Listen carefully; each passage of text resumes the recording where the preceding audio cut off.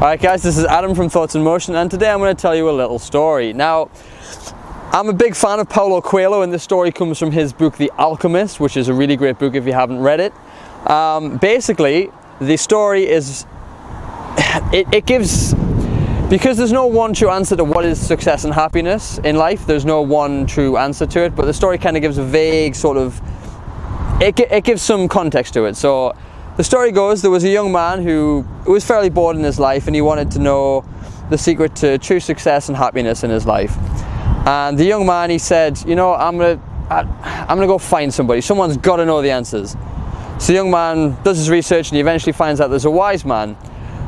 So he goes off, 40 days, 40 nights travels. He eventually finds the castle of the wise man, and he goes inside, and rather than finding just a single old man in a chair doing absolutely nothing, he finds that the place is full of people. He finds that there's merchants, there's people talking, there's people drinking, people having fun. And he waits in line for 2 hours to see this wise man. And when he eventually gets up to the wise man, he says, "Wise man, what is the secret to happiness and success in life?"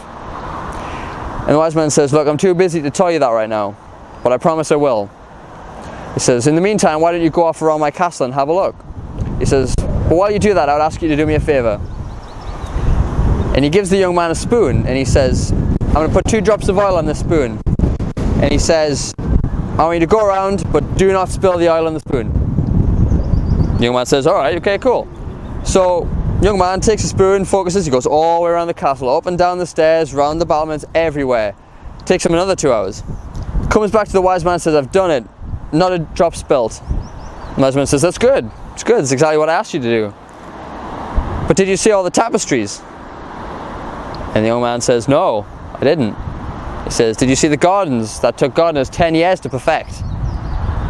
And the young man says, No, I didn't." And he says, "Did you see all the artifacts I've collected over the years?" The young man again says, No, I didn't." He says, Okay.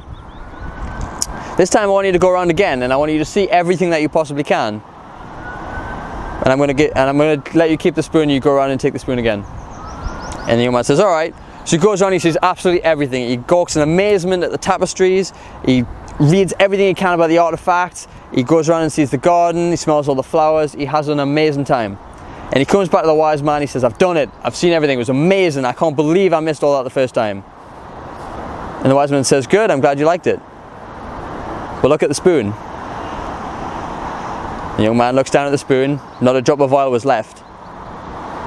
And the young man says, "Oh, I didn't realize." And the wise man says, "Look, there's an important lesson in that." He says, "The real secret to success and happiness in life is to take in all the beauty around you, but never forget about the oil on the spoon." Now you might be sat there thinking, what the fuck does that mean, right? I don't have an oil in a spoon, right? But think of it deeper, okay? What did the oil on the spoon represent? It represented his purpose.